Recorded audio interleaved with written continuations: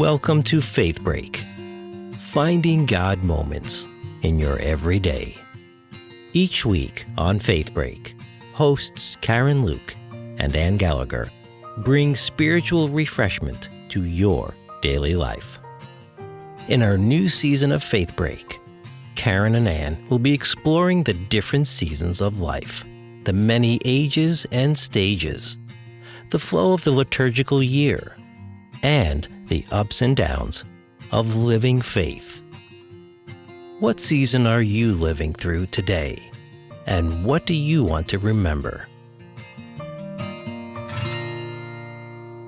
Hi, everybody. Welcome back to Faith Break. I am Ann Gallagher. And I'm Karen Luke. And we are coworkers, friends, Ministers, moms. Wives, all everything. The things. And we are here to help you find your God moments in your everyday life. Yes.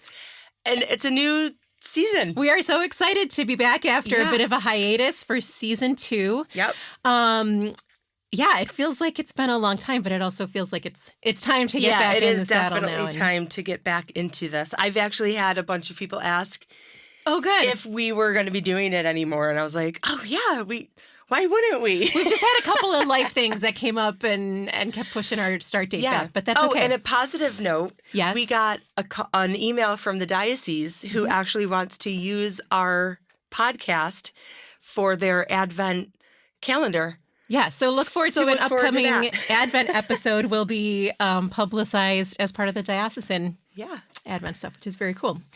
All right, Karen, let's talk about God moments. Because we always like to start off each episode. Do you want to start? You start. You start your God moment today. So this week, I guess. We are filming early, remember, but yesterday we did a team building fun day together as a staff.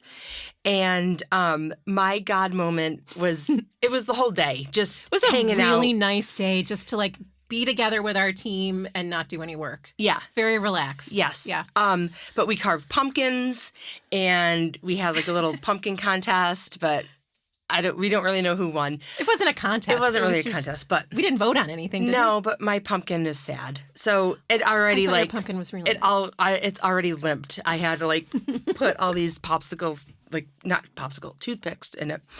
But my God moment was just before lunch, we played Balderdash. In my family, we just called it the dictionary game. Yes.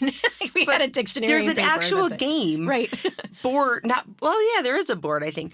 But for those that don't know, Balderdash is a game where there are real words. Right. That are super weird, crazy, that you wouldn't ever think about. And then you come up with a definition. And somebody writes the real definition, and then you try to pick to see who has the real definition. And it was just fun because there wasn't anything but laughter and joking around and figuring it all out. And Father Rob was hysterical. He just wanted points, so he kept voting for himself, which totally defeats the purpose. And then other people started just voting for themselves too. Yeah. And I was like, that's not the point of the game, guys. But we had so much food. It was so much fun. The food was great. That was just my God moment because we're so used to just being in staff meetings together or at Mass and just doing all these different things that just hanging out together. It was a real gift. Yeah. Actually, my God moment is connected to our staff day yesterday as well because Halloween, I don't know. It's not one of our favorite holidays in our family. I mean, we always do trick-or-treating with the kids and stuff, but I've personally never been a big get a costume person as an adult or whatever. And I missed the staff meeting where we planned the day. So I had read the minutes and stuff, but they were costumes optional or something. And I was like, oh, I am not wearing a costume. It's too much work. It's too much. But one of the things I'm sure I'll be talking about in our season this year is that I recently lost my mom. Yes. Over the summer, she was in a car accident, and then after about 2 months, she died as a result of her injuries. And but we're going to talk about that later. Today, my God moment is that my mom was a second grade teacher for 30 years. And then a kindergarten teacher for the last few years of her career. And so she had all these like truly awful like sweatshirts and sweaters for all of the holidays. Like, yeah, she was a teacher through elementary school 80 teachers. and 90s. Yes, exactly. Okay, so they're like, the worst things I've ever seen. And when we were cleaning out her clothes, I was with Bridget, my daughter, and I'm like, oh my God. I mean, she had like bins of them and Bridget's like, we're keeping them. And so like a couple of weeks ago at Bridget's school, they had like Spirit Day, and the day was like, pick whether you want to be a little kid or like an old person. And she's like, I got the perfect thing. It covers both. And she wore this like Halloween sweatshirt that had like glitter and pumpkins, it was like a collar. Yeah, it was a lot. It was a lot. And I was like, okay, I'm going to do it. I'm not going to wear this in public, and I'm not going to give Jeff a picture to put on. Why? It looks good. Because I said I'm only going to wear this in front of my staff. But it was cool because I showed up and everybody was like, this is not, what are you, like, this is, and I was like, it was my mom's. And then everybody like hugged me, and it was just a very sweet, like, it was just a good day, and I'm never wearing it again. But it served its purpose, and I felt very close to my mom, and because I was wearing it, and I felt very close to my team because they were supporting me, have been supporting me through everything that we've gone through in the last few months. So it's been a lot. It was a good day. Oh, I love those. So, okay. So we are heading into November when all of these first few episodes air. We're going to be right in the middle of November, which is an interesting month, really, in the year. Like, we got, in the beginning, we have All Saints, All Souls. So, like, we're remembering and about our family and other people and our saints, and then we get into Thanksgiving, and it's like gratitude. And then we're like Advent. And then it just goes to Advent. And And this year we have the National Catholic Youth Conference is right before Thanksgiving. And Karen and I and Jeff are all going as chaperones. So I'm sure we're going to there's lots of stories in upcoming weeks about all of these awesome things that are going on. I was actually thinking about that as I was getting ready this morning. I was like, I wonder if Jeff could bring something that we could do a podcast at NC. Yes. Okay, Jeff is giving us a thumbs up. Oh my gosh, I am so excited. We should do a special like live, not live, but like with footage from our time there. I mean, the teens that are going, so your daughter, my daughter, Jeff's daughter. Yes. And oh my gosh, I'm so excited. It's going to be so great, and I so need NC right now because it's my favorite thing I ever do. And I'm going to be exhausted for Thanksgiving. Yes. Because we drive to Indianapolis. Right. 10 hours overnight. Yep. But we get home Sunday morning, and then Tuesday night, I leave with my family to drive to Illinois. Yes. But at least you won't be on a bus. No, I won't be on a bus. I'll be in the front seat, or driving. But it's all great. It's a great time of year. It's a great time of year. We have good things going on. Yeah. All right. So this is Faith Break Season 2, Episode 1. And we decided for this second season of our podcast, we might think a little bit about a theme for this season. So we thought, we're in a certain season of life. I think I'm in 8 different seasons depending on the day. Yeah.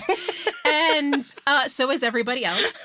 So our theme for Season 2 is going to be like seasons of life. And we're hoping to get some fun guests on who are experiencing different, maybe chronological seasons would be part of it, but also other things that could happen at any age. But it's just like a season in your life when you're dealing with a certain set of gifts or challenges, right? And I got this idea. I was reading a week or two ago an article that was written by a man who was in his 80s. And the article was all about how the things he loved about being in his 80s, okay? And he made the comment, he's like, the 80s are like the October of your life. Huh. And I was like, and he's like, and Octobers are beautiful, right? Because not that, I mean, October, I'm partial to October because my your birthday month. So. Right. And I was like, what a lovely way to think about your life that, like, when you're rounding the bend on the last stages, that you can just appreciate the beauty that's around you. And then I thought a little more deeply about the math, and I sort of questioned it because I was like, well, if the 80s are October, like, I'm not sure what the 90s and the 100s are going to be. Like, well, how old are you in December then if you're in your 80s in October? But the general idea I thought was really beautiful. And then I got thinking, well, okay, if that's true, what season are we in our 40s, right? Yeah. Like, so high summer, isn't it? Like, probably. uh-huh. But I was talking, Shauna, our admin, was telling me yesterday or a couple days ago, whatever, it doesn't matter, that midlife crisis is now like 35 to 45 because the age of living the age expectancy is like now 72, 73. Okay. So we're technically midlife crisis age. Right. Where that usually was in the 60s. Oh, interesting. And I've heard of like the quarter life crisis that happened. I thought like the quarter life crisis happened when you were 25 and the midlife crisis happened when you were 50. That's how it's. I mean, I guess. I never had a quarter crisis. I mean, my 20s were great. Yeah, but you were working in the church for all your 20s. I mean, I've been working in the church all my 20s, Right, my 30s, your my 40s. Every decade. I know. It's like, yeah, I got married in my 20s. I had my kids. Yep. I can't think of a reason why I would have a crisis. Yeah. But I was also listening to the radio the other day, and they were talking about looking at different age groups of how much you have to make to feel successful. Oh, boy. And I don't think I want to know.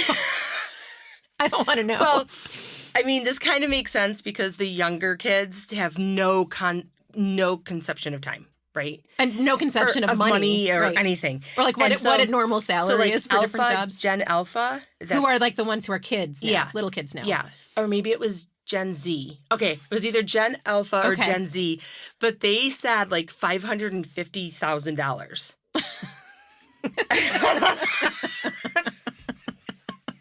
And the sweet boomers, summer children that they are. Okay. And the boomers were like 100,000. And I was like, where is that $400,000 gap? What did the Gen Xers say? The Gen Xers were like 81,000. Mm-hmm. So, but it was just so funny. It's like these kids have no concept of what things cost. But maybe by the time they're old enough, things might be that expensive. Maybe that's just because they're kids. It might be that Good expensive. Lord, we can hope. All right. Yeah, okay. But I loved living in the 80s and 90s. I mean, having grown up in the 80s and 90s. Grown up in the, yes. Yeah, no, I think we got the best of a lot of worlds. I think so too.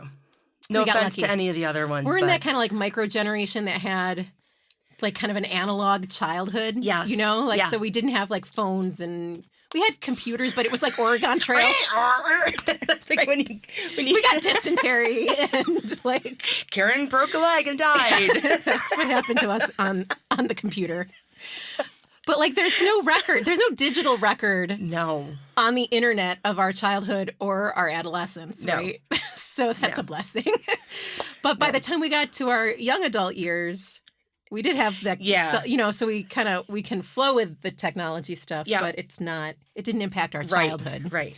Do your kids ever look at, like do you have an actual camera that has film? So we do. Yes, we do. But my kids always were like, let me see the picture. It's like, there is no image on there. It is not digital. The only time we can look at this is after the film is... is produced or whatever. Like, there is nothing you can see before that. Well, let's open it up. Don't open it up. No. Everything else. Right? But it's like, there's no concept of what. I think that's why, my kids are really into, like, Stranger Things. And, but there's a bunch of shows that are popular right now. They're very, like, kind of nostalgic for, like, the 80s and 90s because we had so much freedom growing up. Yes. As kids. Yeah. And teens, but all right. Okay. I know. So, seasons of life. We're in the same. We're in. I don't know what month it would be according to our lives, but I'm very. I feel like it would be hot summer. There's a lot to do, man. There is a lot to think about it. Like farmers, right? The summer is when they do like spring, summer, harvest time. All their work. Yeah. Long days are long. Days are longer. Days are long. So much sunlight. So much to do. And everything kind of crammed in. Right, but I don't feel like summer vacation. It is not summer vacation mode in your 40s. No. There's no lounging at the beach in your 40s. No, and I think that's a part of the other blessing of this time of life too. Is that I think, you have to kind of set priorities and boundaries in a way that if you don't, your life will be consumed by other people's expectations and all of the things you have to do. You have to learn to say no to things. So, right? Yes. I told Jeremy a couple months ago, I was like, I can't wait to be in my 70s and 80s where I can just be miserable and people accept it because... And I could just old lady. I could just say whatever I want because it's accepted. Like now it's not accepted. I couldn't, not that I would be grumpy anyway. I don't think I would be able to be grumpy, but no, you're not grumpy. It was just funny. It's like, there's the certain people that you're like, oh, that's just them. Mm-hmm. So, and we love them. We love them for who they are, but the expectations are totally different though. When you, different. Mm-hmm. Did you ever see like on social media, have you heard of the We Do Not Care Club?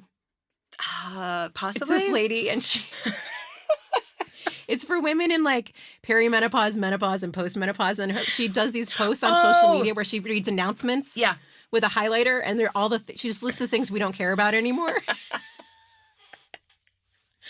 And it's just odd, but it's like that kind of like the moment that like there are things that are important and we're going to focus on the things that are important. Yeah. And then there's this whole list of crap that is like, people tell us we have to pay attention to, but we're realizing we don't have to. That those are not things that we have to spend time and energy on. I'm beginning to realize that like social expectations and social norms are not my friend right now. Like, no, I am so good with a cup of tea and a book sitting on my couch. Yep. And that is, I'm so perfect Friday night. Yeah. Unless it happens to be your birthday, in which case... Yes, we're gonna go have my birthday was last Friday. So I know how cool that's the only thing I came out of the house for, though, recently on a weekend night. Just to show you how much I love you. I feel honored. I think it's the only time my dad would come out too. Right? Oh man, I don't know, but yeah, because I think like this season of life that we happen to be in, it's really exhausting. Like the level of care we have to give to our kids, to our parents, to our jobs, like to our kids. I know you're big into like the extracurricular activities that your kids swimming, do, and organizing things for that. It's just a lot. It was intensified even more for me this summer when my mom was in the hospital for so long, and we were basically in crisis doing like every day going to visit her. Handling the paperwork, handling the bills and the unknown, right? Yeah. I mean, you have to at this point of life to survive. I think you have to kind of like I don't know, just take a real good look at like what you're really spending your time and energy on and where God is calling you through all of the people that you have to take care of. Yeah. And that can be a real challenge. I was talking to a family at our parish, and he was like, I have this meeting with you, and then I have to take my son to basketball, pick up my daughter from dance, take her to soccer, and they have 3 kids. And I'm like, oh, wow. I'm busy with one sport right now. Mm-hmm. I can't imagine adding all the other ones. Right.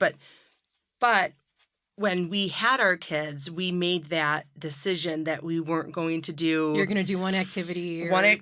We weren't going to do, like, travel all year. Mm-hmm. And, I mean, it works for us. Yeah. Good. I'm glad that, other people can handle it and do it. But I was like, I'm exhausted just looking at how some of the families are. And, but they're still like connected in church, so I mean, it's not like their priority is everything but.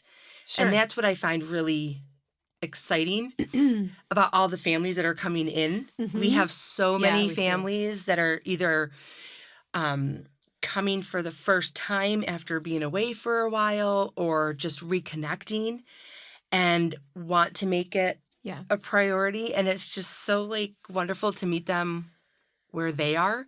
And I wish that my parents had that when I was growing up, because I don't think when we were growing up, faith was so different. It was like this, it was an expectation. There was no... Like you were following the rules. You were just following the rules. You were just going, Mm-hmm. But now, and I'm not saying that there's not rules and guidelines and things like that, but I think one of the things about us being ministers is that each person we meet at their point in their life. Yeah. It's not a cookie cutter.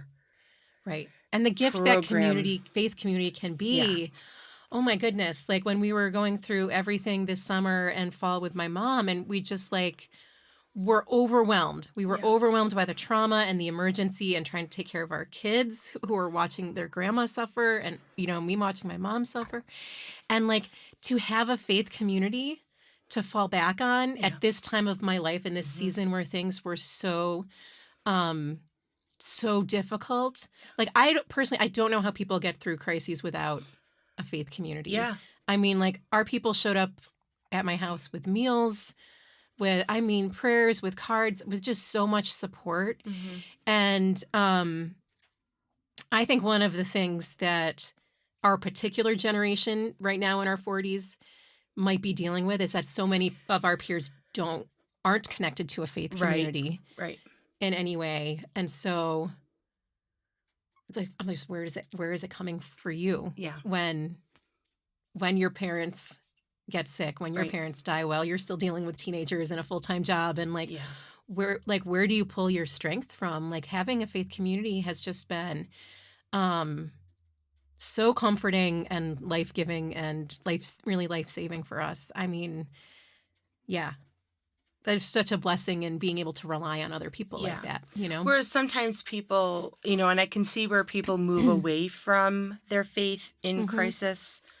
But similar, we had a family event where my cousin was murdered, and it just was like, again, the faith community, my family together, and there was nothing that swayed me from my faith, even though I was really upset and frustrated and everything like that. But, we are your faith family. Yeah. I know. I don't know how we got on that. I think we're talking about like the blessings and challenges. The blessings and challenges of being in this season of life when there's so much work to do. Right. I mean, one of the hard things about our culture is I think like the nuclear family is so isolated in ways that previous generations weren't. When when you had a village, you had a village. When you had a big extended family, you had a big extended family. Yeah. And when you had a church, you had a church. And for some of us now, it's just not right. Like I'm so the other thing that really helped us through my mom's illness lately is that my aunts and uncles showed up. My parents are boomers and they had a lot of siblings, and I was very touched by how my aunts and uncles showed up to take care of us. I wasn't really expecting it, but that like extended family, like they're your cousins. all over. Aren't your cousins like some of the best relatives? Yes. Ever? Like, because they know they know everything you grew up with. Right. Yeah. But they don't have the baggage of your siblings too all the time. We say that like when my cousins and I do, we used to get together for Christmas. Like when we were younger, it was like, and I've mentioned Sunday dinners at my grandparents' house. And I don't think I'm the youngest on my mom's side of the cousins, and I'm one of the oldest, like in the middle of my dad's side. But whenever we do get together, it's either for some crisis or somebody's funeral, like somebody's wedding. And I'm like, why aren't we getting together in between? Because when we are together, it's so much fun. It's weird. Like there's a season where everybody gets married. We're and then over there's that. a season where everybody has babies, and then like you don't have another season until the funerals start happening. It's sad. I know. Now I'm watching my cousin's kids who I babysat get married. It's like, oh my gosh, like it's just crazy. It's crazy. So a question that we were talking about is like looking back on this time of your life. From a distance. Yeah. What is something that you want to remember about this craziness of where we are in our season? I just hope I don't race through it so much that I don't remember it. I can see that, yeah. Like, like, I feel like, I don't know, I did this a little bit when my kids were babies because I was so tired, especially because Liam never slept. But like, we love you, Liam. But like, he never slept. And like, you know, you look like you're just trying to get through the days. Yeah. Like I know, I do, like I did cherish those times when my kids were babies. I did. But like, it's a little bit of a blur. Yes. And I don't want to look back 5 years from now, 10 years from now, and like when I have an empty nest and like feel like I didn't land in my own family enough. Yeah. For these precious years that our kids are still in the house for, you know? Yeah. Yeah. That's what I hope that's what I hope I have, is I hope I have like time to look back on that's just like small family moments of these years, I guess. Yeah. So speaking of that, Jared and I were cleaning out our crawl space and cleaning, and we have so much stuff. And I can't believe we've been in our house for 19 years already. It's That's just crazy. like, how? But I found boxes of like Emma and Connor stuff that I was keeping, and their baby things. Their baptism candle and the stuff in their room that we used to decorate with. And I'm like, oh, that's so cute. And then Emma, like, I can remember Emma's first word. I can remember when she started walking and crawling. And Connor's like, well, what was my first word? I'm like, second child. Let's call grandma. It's like, and I like the same thing. I feel horrible that I can't remember, like I can't recall it in my brain. Right. That I have to actually look up things for him. So I'm hoping the same thing. Yeah. I'm hoping that I can like make those memories with him. Here's my thing. Now that the kids are older, I do have a different relationship with both of them. Oh, yeah. Yeah. And so we make sure, Jared and I make sure that we have date nights for ourselves. Yep. But we started doing date days with the kids. So fun. So like one-on-one things. Yep. And I think that that's really important because awesome. if it's both of them, it's too much for my brain to like pinpoint Your certain kids things. have very different personalities Oh, too. they are so different. Yeah. So they would probably want to do like different things to have special time with mom and dad. Yeah. But we it's so funny you said that because when we were cleaning out my mom's stuff, we found, I didn't even know these existed, but we found that she made baby books for me and my sister. I had no idea they existed. They were like at the bottom of a box in a closet with things. You never saw them before? No, I didn't know. I never knew she had made them. And mine, as the oldest child, is like, it's meticulously filled out. Everything is, I didn't even have time to read it because we were just like cleaning things out. And then I found Jeannie's. The first page. She had a couple pages that were filled in, but she's like, this is so typical. And I'm like, Jeannie, do you want your baby book? And she's like, why? There's nothing in it. I'm like, listen, it was like, my mom went back to school too. And when we were like, I mean, like, it was just. So like there's so many pictures of my brother because he was the firstborn. He was the first in our family, the first grandchild on my dad's side, and it was like, and then my sister came 18 months later. Oh, jeez, they didn't have time. And there's like hardly any. And then I came 10 years later, and there was like all these pictures of me in color so you're and almost everything. Like a second first child almost. Yeah, and my sister's like, not only did you have lots of pictures, but yours were all in color. I'm like, they didn't have colored cameras back when you were little.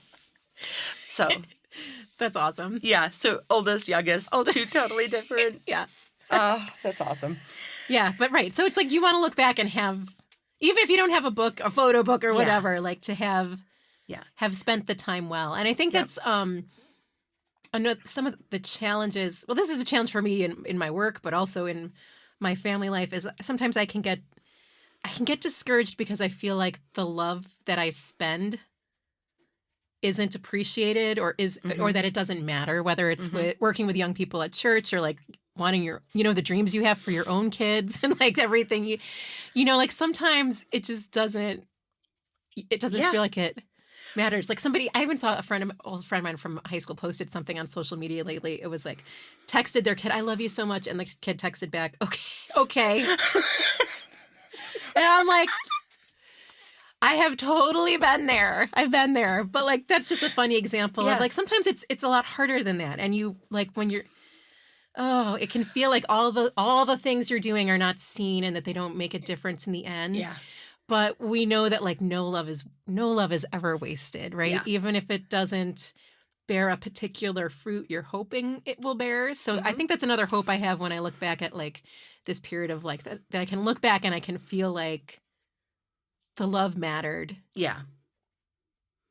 Even if certain things didn't pan out the ways you had hoped or expected them to. Yeah. Yeah. What was that one? I don't even remember where it came from, but it was a saying like, do everything in love.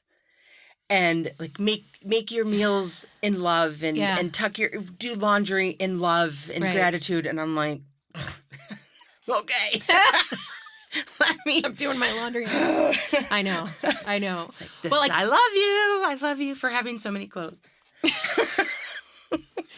I was thinking about the like scripture passages because we and the one where it's one of my favorites when in some Gospels, it's an unnamed woman, and at least when it's Mary of Bethany, when she washes Jesus' feet with her hair or the expensive perfume.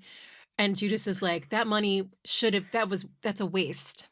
That gesture is a waste. That money should have been spent on the poor, right? And Jesus comes to her defense and is like, she's done a good thing for me, right? Her action matters and her love is not waste. This is not a waste. Right. So I don't know. I think that's something that gives me hope and encouragement is like picturing Jesus looking at what we're doing with our lives right now and being like, you're doing a good thing. This isn't a waste. Yeah. It's because there's a lot. It's like I said, high summer, plowing and planting and reaping and watering and feeding and all the things we're doing every day. The list is so long. Right. FAFSA forms for college and swimming fundraisers. And I'm there. Like, I know. It's funny because my mom said something to me the other day and she's like, are you taking care of yourself? And I was like, yeah. She goes, I'm worried about you. And I was like, why? Do I not look like I have it all together? Like, I have to tell you something. When my mom was in the hospital, your mom sent me a card and told me to take care of myself. That's so sweet. You're the nicest mom. I love that. Is sweet. But it was like, even though I'm 45, my mom still worries about me. Yeah. You know, like it's so sweet. And I was like, yes, I'm fine. And but I mean we're always worried about something. Yeah. Right? Yeah. And I always laugh because I was like, when I said that to my mom, I'm like, what? I don't look like I have it put together, you know? It's like, but we never know what somebody's going through. Right. Like, right. You never know what someone else is carrying. No. And so just being there and listening and being present, I think, is the best thing that you can do for somebody in that time. And one of my scripture passages that I was thinking about in this time of my life where I was like, am I confused? Am I having a crisis? And I was like, I don't feel like I'm having a crisis, I would say, like a midlife crisis. Sure. But I'm definitely, I feel like I'm in chaos. Yeah. There's so many balls in the air. There's so many balls in the air. So Philippians. It's very chaotic. Philippians chapter 4, verse 6 was one of mine. And it was, do not be anxious about anything, but in everything by prayer and supplication with thanksgiving. Let your requests be made known to God. Because this is more than we can handle. Just here. Just take it. But you know what's funny? It's like, make it known to God. Doesn't God already know that I'm like, He knows, but you can still like. But I think that let goes it go. More, right. But I think like, even though God knows, it's acknowledging it myself that I'm in that. Yeah. And I like how it's like, do not be anxious. Okay, thanks. That's easy to. Whenever I'm frustrated, the last thing I want my husband to say is, don't worry about it. Like, wait. Calm down, Karen. Calm down. You're overreacting. What? That's what I feel like God is telling me in this. Don't be anxious. You're fine. You got it. Well, maybe one would be, and this is another one we've talked about. Remember like Peter in the storm trying to walk on water and like was like, I'm coming out. I'm walking to you. I'm like, do it. You're sinking, right? Yeah, that's how I feel. Eyes on Jesus, everybody. Right. He's extending a hand. Like, just let him pull you back up. Because, like, that one image, I don't know if you've seen, it's the painting, but it's Jesus extending his hand through the water. Yeah. So, like, you're already done. You're just like... You are already underwater. You're already done. Just give it up and reach out your hand. Yep. So that's where we are. I am. I think that's the season we're at. I'm not even a duck anymore that looks like I have everything on the water. But underneath you're like... Yeah, I'm just under. Completely submerged. Well, that's your baptism moment, right? Yeah. That's your... Yeah. Okay. Yep. Yeah. That's a really good description of the season that we're in right now, I think. I think that's a good note to end on. Did you have anything else you wanted to say No, today? I think we're good. I think we definitely went over our allotted time. So thanks for staying with us if you listened to it all the way through. We haven't been at this for a few months, so we had a lot to say. Yeah. But for the remainder of the season, we'll be talking about all the different seasons of life, stages of life, and the different... blessings and challenges and faith questions that come up with each of those seasons. Yep. So if you have any ideas about seasons that you would like us to talk about or ideas for guests, Brian is like, I want to come on. Or if you're in a season that we didn't mention, we would love to talk to you. And I think it's really good to figure this out together as a community and you're not alone. Yeah. Like I love the fact that Anne and I are together in this, and it's like it makes it easier, I would say. Mm-hmm. So be in touch and pay attention to your God moments, and we will see you next week. Bye. Bye, everybody. Thanks for taking a faith break with us today. Karen Luke and Ann Gallagher are lay ministers with the parishes of St. Catherine of Siena in Mendon, New York, and Church of the Transfiguration in Pittsford, New York. More about our parishes, including weekly live-streamed Sunday Mass, can be found at stcath.org or transfigurationpittsford.org. Engineering today is by Jeff Beckett. Join us for new episodes of Faith Break each week in studio on YouTube or on your favorite audio podcast or music app.